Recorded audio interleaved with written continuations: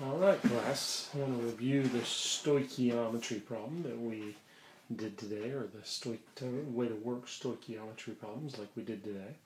And you see we've got one here. How many grams of oxygen are produced by the decomposition of 53 grams of potassium chlorate?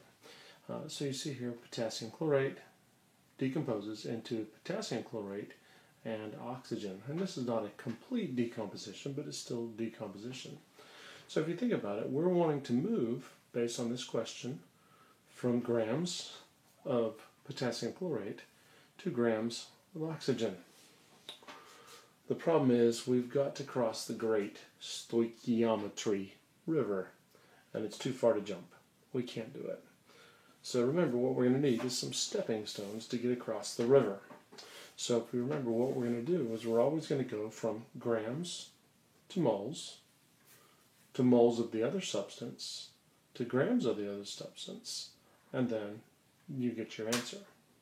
So we can start with this right here. What we have goes over 1, as always. Now the first thing we want to do is get rid of grams of potassium chlorate, so that means we need a stepping stone. Well, one of the stepping stones we can use is this conversion factor. The conversion factor that puts grams on the bottom and moles up on the top. Okay, it's not complete. We'll get back to that. Then we want to get rid of moles of potassium chlorate, so we use our next stepping stone, which is moles of potassium chloride on the bottom and moles of oxygen on the top.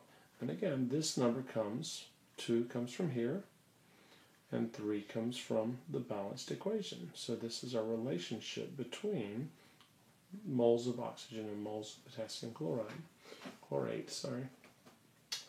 Now the next thing we need is a third stepping stone to get rid of the moles of oxygen and to get to grams of oxygen. So we need that third stepping stone to get across the stoichiometry river. Now remember, how are we going to do this? This number here comes from the periodic table.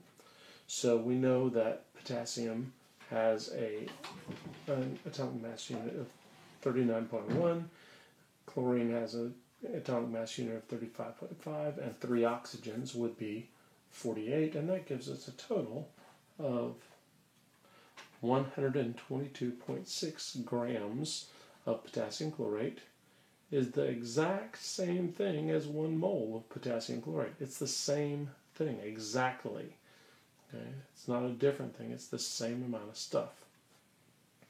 The same way, we come over here with oxygen. We know that oxygen is 16.0 AMU. So if we have 2 atoms, that means the grams of O2 is going to be 32.0 grams of O2 is the same as 1 mole. It's exactly the same amount. 32 grams of O2 is 1 mole. And now you simply work this out the way I've showed you. So I would do 53.0 divided by 122.6 times 3 divided by 2 times 32. And frankly, off the top of my head, I don't have that answer right now. And that's okay.